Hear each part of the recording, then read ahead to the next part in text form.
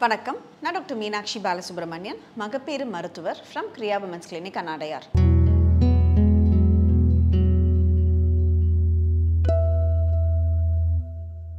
இந்த எண்டோமெட்ரியோசிஸ்னா என்ன? இது ரொம்ப காமனாகவே எல்லா இடத்துலையும் நம்ம இப்போ கேட்கக்கூடிய ஒரு டேர்மாகவே இருக்குது. அண்ட் அது மட்டும் இல்லாமல் இந்த எண்டோமெட்ரியோசிஸ் நிறைய நேரத்தில் ரொம்பவே நம்ம லேட்டாக தான் டயக்னோஸ் பண்ணுற மாதிரியான ஒரு சிச்சுவேஷனில் இருக்குது. அந்த மாதிரி ஏன் நடக்குது, இந்த எண்டோமெட்ரியோசிஸ்னால் நம்மளுக்கு என்னெல்லாம் பண்ணும் அப்படிங்கிறத பற்றி, அது ஃபர்டிலிட்டியை என்ன மாதிரி அஃபெக்ட் பண்ணுது, அது ஏன் நம்மளால் டயக்னோஸ் பண்ண முடியல அப்படிங்கிறத நம்ம இந்த வீடியோவில் இப்போ பார்க்கலாம். ஸோ எண்டோமெட்ரியோசிஸ்னால் என்ன? முதல்ல நம்மளுக்கு யூட்ரஸுக்குள்ளே இருக்கிற லைனிங் தான் எண்டோமெட்ரியம்ங்கிறது. இந்த எண்டோமெட்ரியம் யூட்ரஸுக்கு உள்ள மாத்திரம் இல்லாமல் நம்மளுக்கு யூட்ரஸுக்கு வெளியில் ஓவரீஸ்லேயோ இல்லை டியூப்ஸ்லேயோ இல்லை மற்ற பெல்விக் ஸ்ட்ரக்சர்ஸ்லேயோ இருக்கிறதுக்கு பேர் தான் நம்ம எண்டோமெட்ரியோசிஸ் அப்படிம்போம்.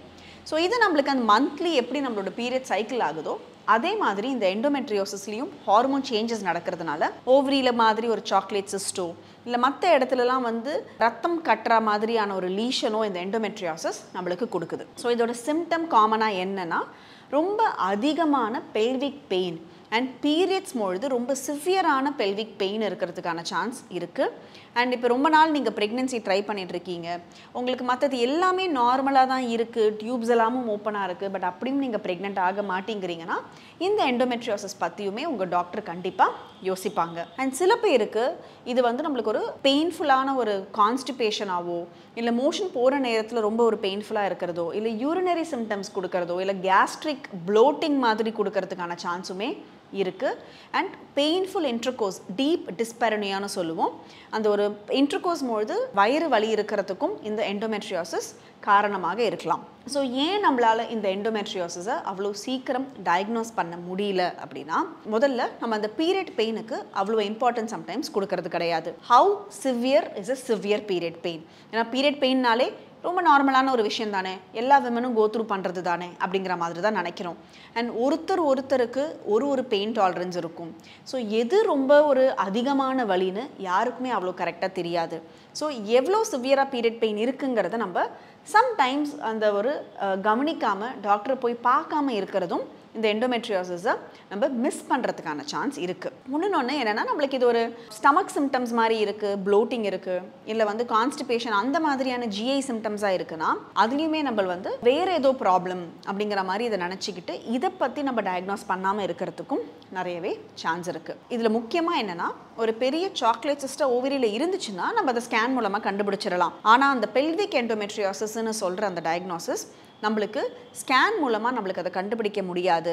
இல்லை எம்ஆர்ஐ பண்ணாலுமே கூட சம்டைம்ஸ் தெரியும், சில சமயம் தெரியாமல் இருக்கிறதுக்கான நிறையவே வாய்ப்புகள் இருக்குது. ஸோ லாப்ரோஸ்கோபி பண்ணும்பொழுது தான் நம்மளுக்கு அந்த ஒரு பெல்விக் எண்டோமெட்ரியோசிஸ்ங்கிறது தெரியுது. அதுக்காக ஒரு பீரியட் பெயினாக இருந்ததுன்னா போய் உடனே ஒரு சர்ஜரி பண்ண முடியுமா? ஸோ அதனாலையுமே நிறைய வாட்டி இந்த எண்டோமெட்ரியோசிஸ்ங்கிறது மிஸ் ஆகிறதுக்கான சான்ஸ் நிறையவே இருக்குது. ஸோ அப்படி இருக்கும் பொழுது நம்ம இதை எப்படி நம்ம ஏர்லியாக டயக்னோஸ் பண்ணலாம்னா, ரொம்ப சிவியர் பெயினாக இருக்குது, உங்களால் தாங்க முடியாமல் ஒரு க்ரானிக் பெல்விக் பெயின்லாம் இருந்ததுன்னா அவசியம் நீங்கள் உங்கள் டாக்டரை போய் பாருங்கள். அதே மாதிரி உங்களுக்கு அந்த ஒரு நீங்கள் ரீப்ரொடக்டிவ் ஏஜ் குரூப்பில் இருக்கீங்க, ப்ரெக்னென்சி ட்ரை பண்ணிட்டு இருக்கீங்கன்னா, ரொம்ப நாள் ப்ரெக்னென்சி ட்ரை பண்ணியும் டியூப்ஸ் எல்லாம் நார்மலாக இருந்ததுன்னா இந்த எண்டோமெட்ரியோசிஸாக இருக்கிறதுக்கான சான்ஸ் இருக்கா அப்படிங்கிறத பற்றி உங்கள் டாக்டர்கிட்ட அவசியம் டிஸ்கஸ் பண்ணுங்கள்.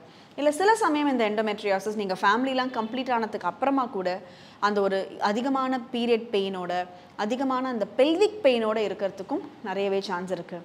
அந்த மாதிரி இருந்தாலும் உங்கள் டாக்டர்கிட்ட டிஸ்கஸ் பண்ணிங்கன்னா அதுக்கு கரெக்டான ட்ரீட்மெண்ட் உங்களுக்கு கண்டிப்பாக கிடைக்கும். இந்த எண்டோமெட்ரியோசிஸ்னால் ரொம்ப ஒரு க்ரானிக்கான ஒரு பெல்விக் பெயின் கொடுக்குற ஒரு சிச்சுவேஷன். அதை இக்னோர் பண்ணாமல் போய் உங்கள் டாக்டரை போய் பார்த்தீங்கன்னா அவசியம் அது என்ன டயக்னோசிஸுங்கிறத பண்ணிவிட்டு உங்களுக்கு கூடிய சீக்கிரமே அதுலேருந்து ரிலீஃப் கிடைக்கிறதுக்கான ட்ரீட்மெண்ட் உங்களுக்கு கண்டிப்பாக இருக்கும்.